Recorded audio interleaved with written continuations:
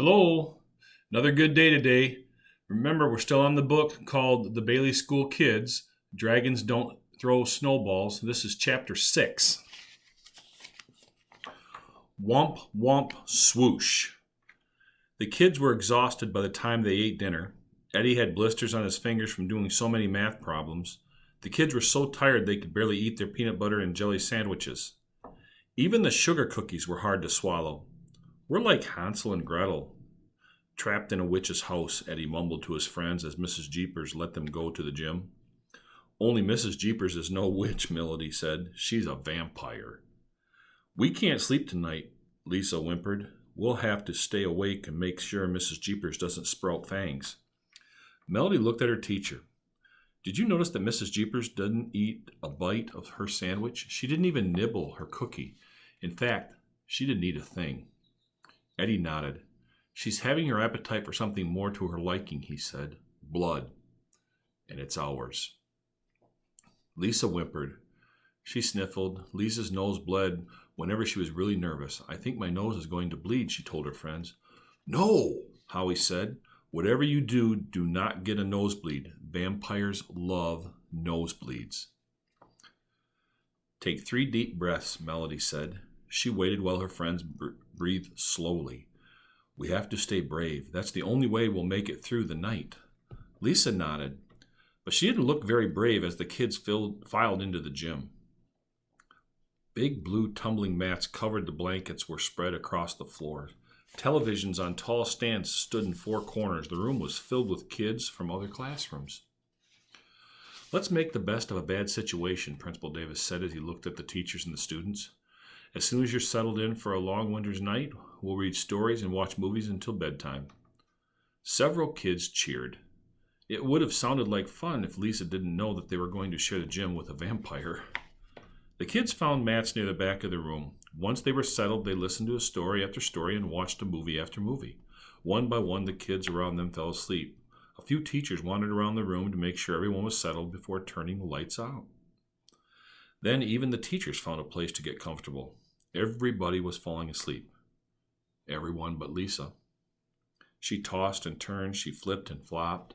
Finally, Melody threw the blanket they were sharing to the side and sat up. Lisa looked very small and pale on the blue tumbling mat. You're homesick, Melody said, and so am I. Me too, Howie whispered from the next mat over. Eddie was sharing the mat with Howie. It's hard to sleep when you think you're bat bait, Eddie admitted. I can't sleep for some other reason, Lisa whimpered.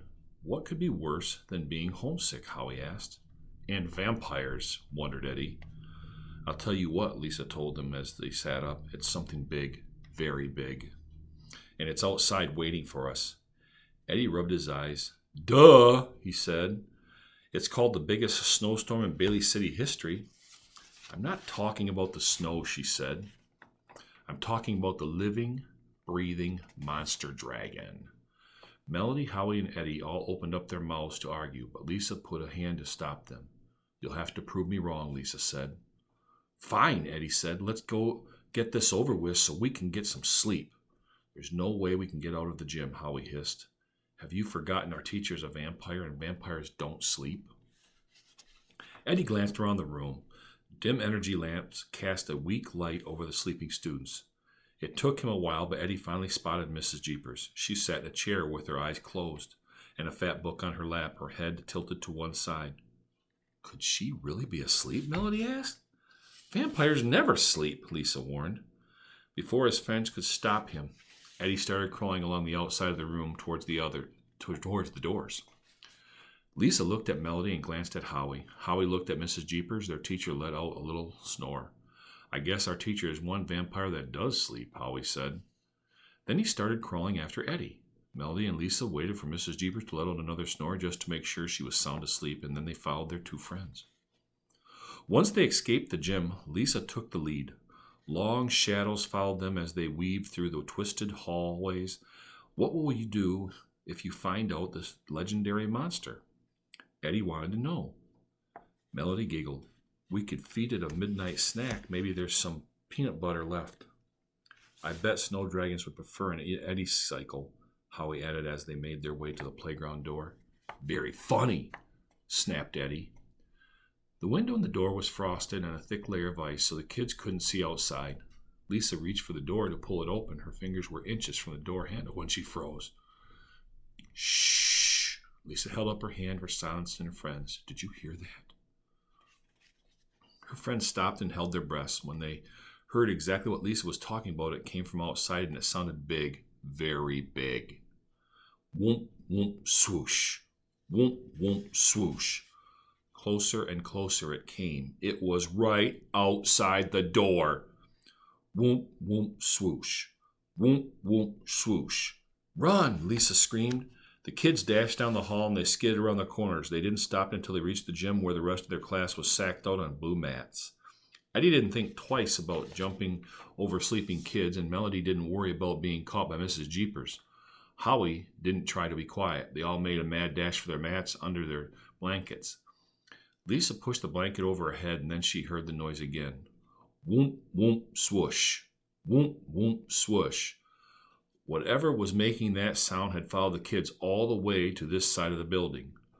Whoomp, whoomp, swoosh. It's going to fly through the ceiling and get us, Lisa whimpered. She did the only thing she could think of. Lisa squeezed her eyes shut and waited for the dragon to attack. That's the end of Chapter 6. We'll see you after a bit with Chapter 7. Hope you're having a great day, and remember to keep on reading. It's good for you. Talk to you later. Bye-bye.